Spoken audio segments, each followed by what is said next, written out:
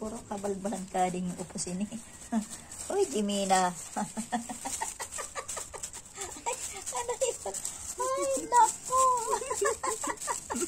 Ay, ang dila mo. Try mo ng bataran. Ay, nakakatuwa ka. Buti na lang may pusa. Komedyante si Jimina. Si Sabit naman nagproblematic na. Tapos magbagang pusa manad to ah. Andun sa bangko. Mas malaki na si Jimina. O, tingnan mo yung pusa. Patingnan mo, bilis. Wala na. Wala na. Nandito yan sa supot kanina. Nakakatuwang pusa ini. Oo, ano yan sa ano. Nagsuksok ang ulo niya, dinidila-dila niya. Katuwa na. Huwag mo rin gawan. Ngaling di maggalin. Nakasuot yung ulo niya kanina. Binidyo ni Im-Im. Ay, nakakatuwa. Mabuti na lang andito. Dapat yung sarili lang niyang sikap.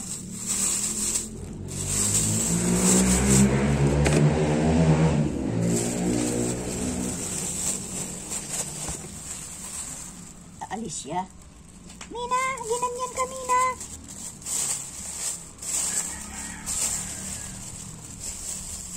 Alam naman niyo.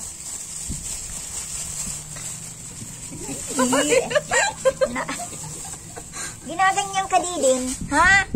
Ginaganyan. Nakasupot ka na, ibebenta ka na. Nakasupot ka na. Sisabit naman andun.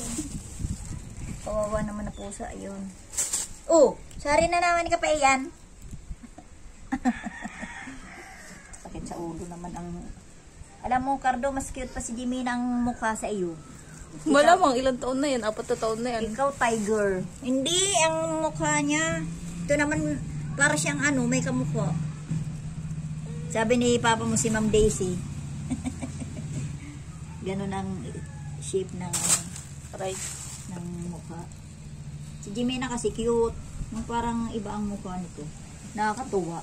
Oh, ano may ang mata mo? Bilog. Yan ka naman, pinapasimulan naman yung bilog niyang mata. Tingnan mo, magkaroon na naman ng white yun. O di, hindi. Ay, hindi pala. Kasi, inaan ninyo kasi, Hindi pala bilog ang mata mo. Yung mga sisabit nun, nakakuan. Kublong. Paawa naman tong sisabit na ano kaya yan. Hindi pa maka-recover.